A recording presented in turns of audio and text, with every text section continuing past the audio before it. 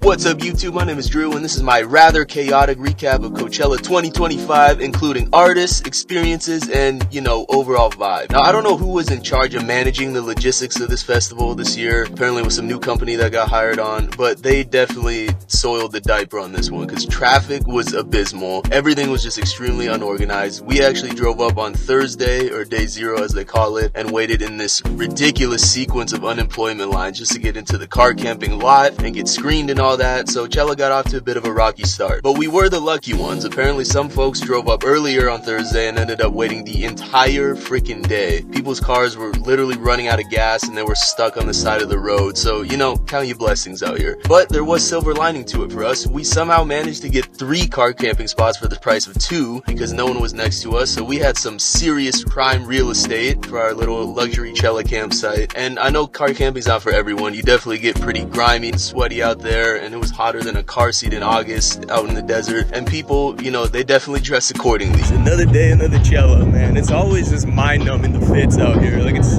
incredible, it's aesthetically pleasing, it's creative, but you can wear whatever you want. That's your prerogative. I just want to make sure you're warm at night, right? These desert winds, they're unforgiving. And you got all this boobies and booty cheeks just hanging out all day like they're unemployed, and like, that's great, but once it's nightfall, it's a different story. One of the highlights of my Chella is always these under-the-radar, really talented R&B artists, because there's nobody at their shows because they perform really early in the day when it's like 1,000,000,000,000 degrees out and no one even knows their music very well. And it allows for this wonderfully intimate experience at their shows where you don't have to bite and scratch and claw your way for space just to breathe on the neck of the person in front of you. And this year that was 3 people for me. It was Ravyn, Lenae, Tink, and Malone. And I mean, the live vocals were just going crazy.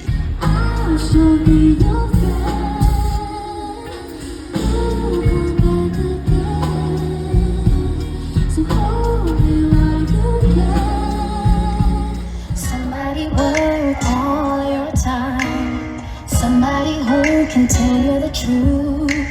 Someone who loves you for you.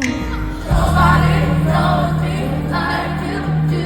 Nobody knows the real my life. Yeah, even green light.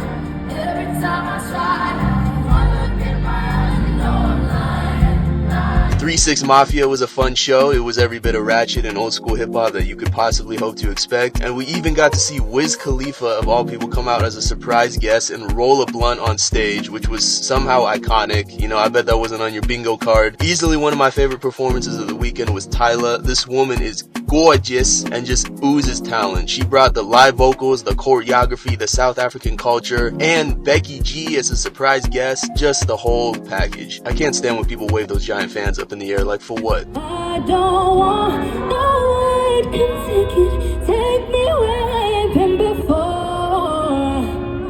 Can you blow my mind? Set off my whole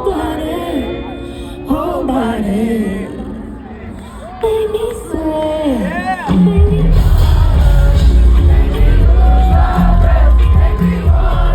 We have my girl Lalisa, who put on a crazy performance down at the Sahara tent. Homegirl was lip syncing for what seemed like a majority of the show, but there's no denying the flair, the intensity she brought to the stage, coupled with her absolutely adorable personality. You might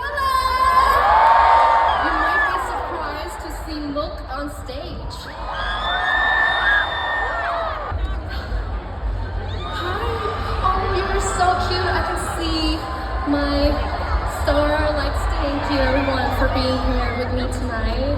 I'm just so happy to be back at Sahara stage because this is really special to me. Chella Gang, Chella Gang. What up? Where you at, Johnny? Where you at, Damn, John? we look cute. Damn, we look cute. Look at that Don't glitter. brag enough. Look at that glitter.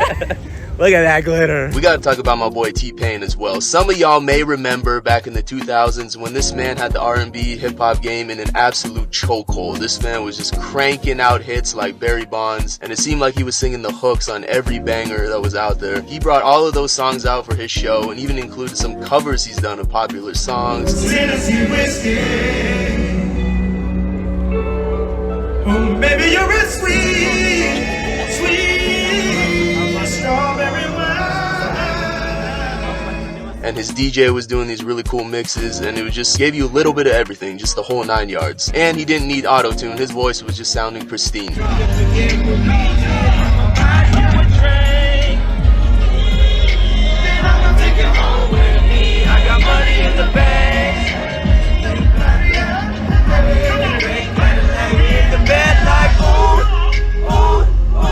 Charli XCX. Now honestly, I don't know much of her music, but I knew just enough to be headbanging along with everybody else.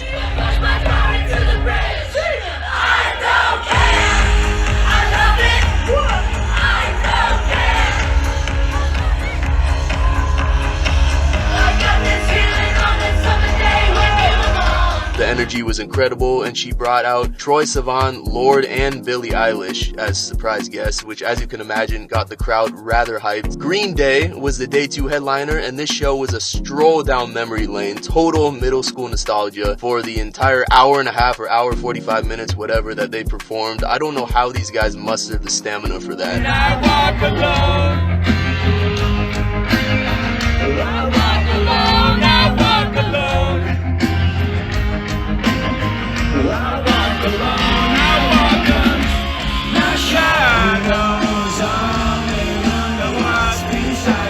I was damn near getting varicose veins just standing in the audience for that amount of time, and honestly it looked like they were about to pop a blood vessel on more than one occasion. But what a performance they put on, and it might have been their last performance ever, so one to savor. The other day 2 headliner later in the night was Travis Scott. Now a lot of people were disappointed with the show, but I'd say it went exactly how I could have expected it. Great special effects and pyrotechnics, but other than that it was just him hopping around and screaming in distorted auto-tune, and you not really being able to see him on stage even through all the smoke and haze.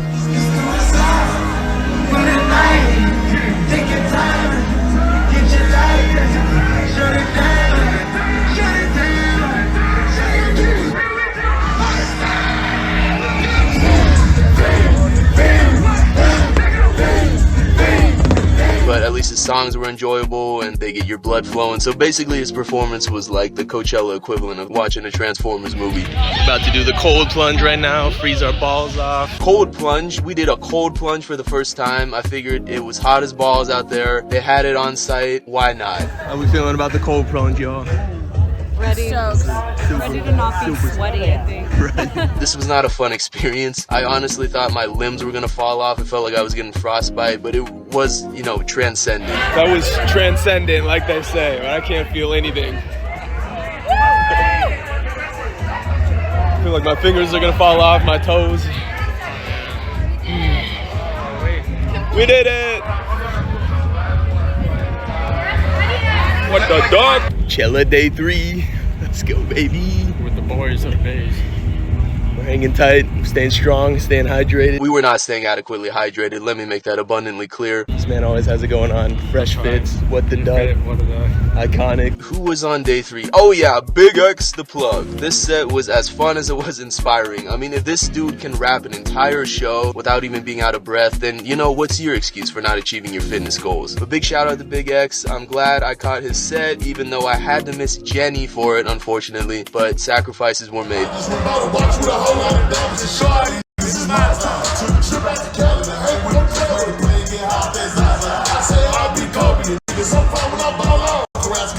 And then we had a I know it ain't the Stallion. Let me tell you something about Hot Girl Meg. She's really on top of the rap game, in my very humble opinion. And her shows, you know, it's always a pleasure watching her bodacious curves on stage.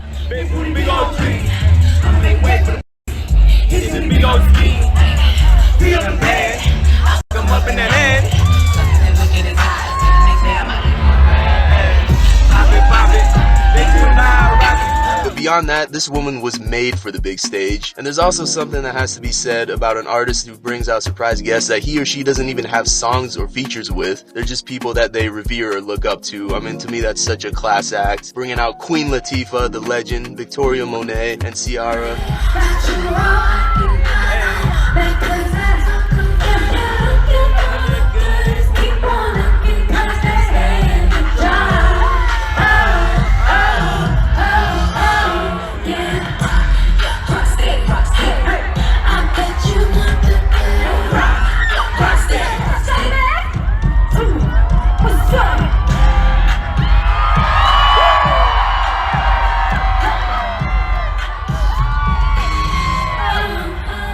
To conclude the weekend, we had Post Malone as the final headliner, and he did not disappoint either. To be honest, he's never been an artist I would say I'd jump out of my seat to see, but I know a good amount of his songs, and he really showcased his range as an artist.